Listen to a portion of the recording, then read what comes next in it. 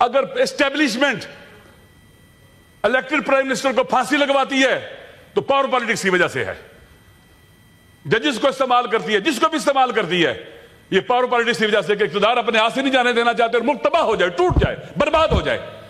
اس لیے ضروری ہے کہ ہم پاکستان کے آئین کے مطابق چلیں, پاکستان کا آئین جو ہمیں کہتا ہے اس پر عمل کریں. اقتدار امانت ہے, ہم مالک نہیں ہیں, نہ ہمارے بچوں کو مل سکتا ہے, نہ اولاد کو مل سکتا ہے.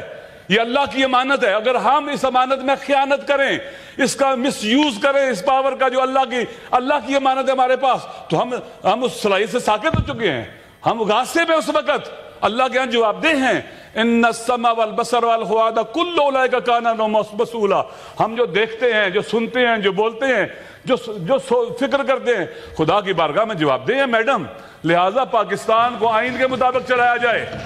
آج جو لوگ جیلوں میں پڑے ہیں, کوئی بھی ہے بے گناہ ہے, پی ٹی آئی کے ہیں, عمران خان صاحب ہیں, یا کوئی اور بھی ہیں, جو بھی بے گناہ ہے, وہ نون لیگ کا ہے, وہ پیپلز پارٹی کا ہے, کسی بھی پارٹی کا ہے, یا کسی پارٹی کا نہیں مظلوم ہے, ہم سب کی ذمہ داری ہے کہ ان کے لیے آواز اٹھائیں, ہم ان کے لیے بولیں.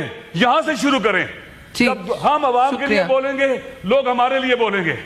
اگر ہمیں ذرا سی تکلیف ہو جائے, ہم چیخنا شروع کر دیں, لیکن عوام چیخ کر گلے ان کے بیٹھ جائیں, ان کی آواز نہ سنے, وہ ہمارے لیے بولیں گے, ڈیٹیچ ہو جائیں گے. اور جس حکومت کے ساتھ, جن لوگوں کے ساتھ عوام نہ ہو, پھر ان کے ساتھ کچھ بھی ہو سکتا ہے. آپ دیکھیں ایران میں پریزیڈنٹ 2-3 دن پہلے وہ ان کی شہادت ہو گئی. آپ دیکھیں کل سے آج تک کتنی دنیا ان کے جنازے میں ہے, انسان حیران رہ جاتا ہے. وہ شخص ایک دن چھٹی نہیں کی 3 سال میں, اس نے ویکینڈ کے اوپر وہ عوام میں جاتا تھا, مظلوم محروم علاقوں میں جاتا تھا, ان سے ملتا تھا, اور پھر عوام کے ساتھ تعلق ہے. انہوں نے 28 جون کو within 50 days نئے صدر کے انتخابات کی تاریخ طے کر دی ہے. جو عوام سے جڑے ہوتے ہیں نہ انتخاب سے بھاگتے ہیں, نہ عوام سے ڈرتے ہیں, خوف زدہ ہوتے ہیں. اگر ہم عوام کے حقوق کے لیے لڑیں گے, ہم کوئی چھٹی نہیں کریں گے, جائیں گے, ہم سب جائیں, ہم سینیٹرز ہیں, ہم جائیں بلوچستان کے مظلوم اور محروموں کے پاس, انگیج کریں ان کو, ہاریوں کے پاس جائیں, مزدوروں کے پاس جائیں, پچھلے ہوئے کچلے طبقے کے پاس جائیں, انہیں انگیج کریں. آپ ہمارے بھائی ہیں, ہم آپ کے لیے لڑیں گے, مریں گے, وہ ہمارے لیے بھی اٹھیں گے, پاکستان کے ساتھ کھڑے ہو جائیں گے, پاکستان آگے بڑھ جائے گا. آج اس حال میں پہنچ چکا ہوا ہے, یہ پاور پالیٹکس کا نتیجہ ہے. پاور پالیٹکس کی وجہ سے پاکستان ٹوٹا ہے. پاور پالیٹکس کی وجہ سے یہاں پر کھلواڑ کھیلا گیا, آئین کے ساتھ, دستور کے ساتھ, عوام کے ساتھ. بالکل نیا ہوں یہاں پر, اس سے پہلے کبھی سینٹ میں نہیں رہا, نہ کسی پارلیمنٹ میں رہا, اور یہ تقریباً یہاں جتنے موجود ہیں سب میرے سینئرز ہیں, اور سب مجھ سے زیادہ تجربہ کار ہیں یہاں پر. اور میں کوشش کروں گا کہ میں سیکھوں بھی, اور یہ بھی کوشش کروں گا کہ جو حلف اٹھایا اس کے مطابق بات کروں. کبھی اگر میری طرف زیادتی ہے تو اس کو میں زیادتی کہوں گا, اور کبھی نہیں کہوں گا جو میں کہہ رہا ہوں وہ حق اور سچ ہے, جو میرے مقابلے میں صحیح کہہ رہا ہے اس کو غلط کہوں گا انشاءاللہ. تو سیکھوں گا انشاءاللہ. یہاں بڑے سینئرز بیٹھے ہوئے ہیں دوست, اور کوشش کروں گا کہ پاکستان کے مظلوم عوام کا ایک نمائندہ بن کر رہوں, اور ان کے حقوق کی جنگ لڑوں, اور ان کے لیے جہاں تک سینٹ میں کام ہو سکتا ہے انشاءاللہ سب کے ساتھ مل کر کام کروں. کل جو واقعہ ہوا رؤوف حسن صاحب کا, یہ قابل مذمت ہے, اور میرے خیال میں اس ایوان میں کوئی بھی ایسا نہیں جس نے اس کی مذمت نہ کی ہو, اور اس کے بارے میں تحقیقات ہونی چاہیے, اور اس کا باقاعدہ مواخذہ ہونا چاہیے ان کا جنہوں نے یہ کام کیا. دوسرا فرحاد احمد, سید فرحاد احمد, ایک شاعر ہے, ایک صحافی, ایک جرنلسٹ ہے, غریب آدمی ہے, 2 قصو میں 5 مرلے کا گھر اس کا کرائے کا ہے, کوئی مالدار آدمی نہیں ہے, کوئی بینک بیلنس نہیں رکھتا, وہ مسنگ ہو گیا ہوا ہے. میرے خیال میں یہ ایک ظلم ہوا ہے, اور اس ایوان کو اس حوالے سے آواز اٹھانی چاہیے, تاکہ اس غریب آدمی کے جو بیوی بچے ہیں وہ یہ سمجھیں کہ اس وطن کے اندر, پاکستان کے اندر ہمارے حق میں بولنے والے موجود ہیں, اور ہمارے حقوق کی جنگ لڑنے والے موجود ہیں, اور ہمیں انصاف دلوائیں گے. لہذا یہ کام بھی قابل مذمت ہے, اور مسنگ کرنا میرے خیال میں ایک مہذب ملک کے اندر تو قابل برداشت نہیں ہے. نہ اس کا قانون اجازت دیتا ہے, نہ آئین دیتا ہے, نہ دین اجازت دیتا ہے, نہ انسانی ویلیوز اور اقدار اجازت دیتی ہیں کہ آپ اٹھائیں, لوگوں کو مسنگ کریں. میں ایسے دوستوں کو جانتا ہوں, لوگوں کو جو 8-7 سال سے مسنگ ہے. جب وہ مسنگ ہوئے تھے تو اس وقت کے ڈی جی سی کہتے تھے ان کے گھر والوں کو کہ 1 ہفتے میں آ جائے گا, 2 ہفتے میں آ جائے گا. وہ 1 ہفتہ, 2 ہفتہ, 4 ہفتے, اب کئی سال میں بدل گئے ہیں. جو بچے ان کے 4-4 کلاس میں پڑھتے تھے وہ میٹرک کر چکے ہیں, اور ان کی مائیں انتظار کرتے کرتے مر چکی ہیں. اور یہ مسنگ پرسن کا مسئلہ انتہائی المیہ, یہ ظلم ہے. اس حال کے اندر میں نے جو کل سے سنا ہے, ہر ایک کو تشنہ عدالت پایا ہے.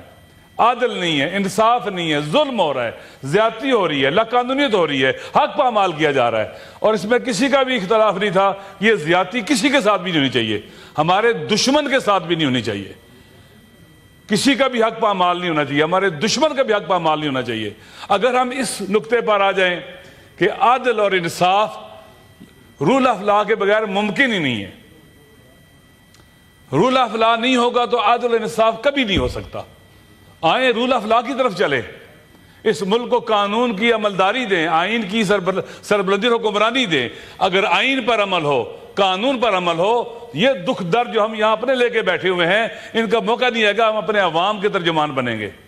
ایک دوست نے کہا، بزرگ نے کہا کہ 25 کروڑ عوام کے یہاں پر ہم نمائندے موجود ہیں، جس حال سے ہمارے عوام گزر رہے ہیں، پاکستان کے عوام، جس مہنگائی کے بجلی کے بل دیکھ لیں، آپ سب معاشرے میں رہتے ہیں، میں بھی معاشرے میں رہتا ہوں، بے روزگاری کو دیکھ لیں، مشکلات کو دیکھ لیں، تعلیمی سہولتیں ان کے لیے نہیں ہیں، ہیلتھ کی سہولتیں نہیں ہیں، مہنگائی کی چکی میں پس رہا ہے ہمارا معاشرہ طبقہ جو ہے، مڈل کلاس کے لوگ نیچے گر رہے ہیں، مڈل کلاس سے فقر بڑھ رہا ہے، ہر طرف بڑھ رہا ہے۔ حضرت علی علیہ السلام کا قول ہے قاد الفقر ان یکون کفرا، بعض اوقات غربت اور فقر انسان کو کفر کی طرف لے جاتا ہے۔ لوگ اس طرح سے سماجی اور اخلاقی برائیاں پیدا ہوتی ہیں۔ تو میرے خیال میں ہمیں چاہیے کہ ہم عدل سب کے لیے مانگے، انصاف سب کے لیے مانگے، صرف اپنے لیے نہیں۔ میں دیکھیں اس وقت پاکستان میں حالیہ دنوں میں، پہلے بھی اور ابھی بھی 10-12 ہزار جو میں نے سنا ہے سیاسی قیدی ہیں، خواتین قیدی ہیں۔ ڈاکٹر یاسمین راشد صاحب سے میں آج تک نہیں ملا ہوں، لیکن میں نے انہیں دیکھا ہے، پڑھا ہے، سنا ہے۔ ایک معزز خاتون ہے، پڑھی لکھی خاتون ہے، وہ دہشت گردی کے کیسوں میں پکڑی ہوئی ہے۔ عالیہ حمزہ صاحبہ کے والدہ میرے گھر آئیں، ایک انتہائی کیا اسے کہتے ہیں کہ پڑھی لکھی خاتون، سکول ٹیچر، ہیڈ ماسٹر، وہ اپنی بچی کے لیے کہہ رہی تھی کہ میری بچی کے لیے آواز اٹھائیں۔ وہ عالیہ حمزہ کا شوہر کینسر میں مبتلا ہے، کینسر کا مریض ہے، بچے چھوٹے چھوٹے ہیں، کبھی لاہور میں، کبھی میاں والی میں، کبھی سرگودا میں اس کو لے جایا جاتا ہے ایک ہی وقت کے کیسز میں۔ یہ نا انصافی ہے۔ اسی طرح سے اس طرف بیٹھے ہوئے دوست جو ہیں، جس کے ساتھ بھی ظلم ہوا ہے وہ زیادتی ہے، نا انصافی ہے۔ ہم سب کو کنڈیم کر دیں کہ یہ نہیں ہونا چاہیے۔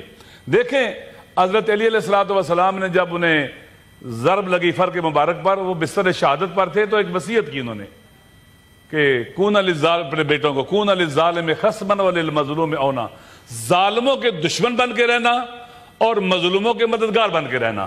سوسائٹی میں دو ہی طبقے ہیں، ظالم اور مظلوم۔ ہمیں مظلوم کے ساتھ کھڑا ہونا ہے۔ ہم اگر کہتے ہیں کہ ہم 25 کروڑ عوام کے نمائندے ہیں، تو 25 کروڑ عوام میں جو مظلوم ہیں وہ اکثریت ہے، ہمیں ان کا نمائندہ بننا پڑے گا۔ کیا وہ ہمیں کہتے ہیں کہ میں ان کا نمائندہ ہوں؟ میں کب ان کا نمائندہ بنوں گا؟ جب ان کا ترجمان بنوں گا۔ جب میں بولوں گا وہ سمجھے کہ ہم بول رہے ہیں، جب میں چلوں گا وہ سمجھے کہ ہم چل رہے ہیں۔ اس وقت پاکستان میں آپ دیکھ لیں مظلوموں کا حال، دنیا میں ایسے ہی ہے۔ غزہ میں دیکھ لیں، غزہ کے مظلوم آج دنیا کی مہذب اور سویلائزڈ کلچر جو اپنے آپ کو ڈیموکریسی، جمہوریتیں اور حکومتیں کہتے تھی، وہ بے نقاب ہو چکی ہیں۔ نسل کشی ہو رہی ہے، دیکھیں غزہ میں عورتیں ماری جا رہی ہیں، بچے مارے جا رہے ہیں۔ کون سپورٹ کر رہے ہیں؟ امریکہ، برطانیہ، یورپ۔ اور ہم جناب والا چاہتے ہیں کہ ان قاتل اور درندوں کے ساتھ نرملائزیشن کریں۔ اسرائیل کے ساتھ نرملائزیشن کی باتیں پاکستان میں ہونا شروع ہو گئی تھی، اس درندے کے ساتھ اس کا سفارت خانہ ہمارے ملک میں کھلے گا؟ پاکستان کے غیرت مند عوام یہ کبھی برداشت نہیں کریں گے کہ قاتل، مجرم، انلیگل، انلیجٹیمیٹ حکومت کے یہاں پر سفارت خانے کھلے، نمائندگی اس کی یہاں پر ہو۔ ہم برداشت نہیں کریں گے۔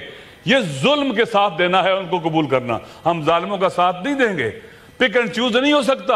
سینیٹر صاحب، آپ کس سفارت خانے کی بات کریں؟ اسرائیل کا کوئی سفارت خانہ؟ بات ہو رہی تھی نارملائزیشن کی، بات ہو رہی تھی۔ این ڈی یو میں باتیں ہوئی ہیں، این ڈی یو میں باجوہ صاحب نے سب ایم این ایز کے ساتھ جو وہاں پر موجود تھے، سیاستدان تھے، بیوروکریٹ سے، وہاں بات کی۔ لہذا بہرحال مجھے خوشی ہے کہ آپ کہہ رہی ہیں کہ یہاں پر کوئی بھی نارملائزیشن کی طرف بات نہیں جائے گا، اور ہمارا سینٹ اس کے مقابلے میں کھڑا ہو جائے گا انشاءاللہ۔ جی انشاءاللہ۔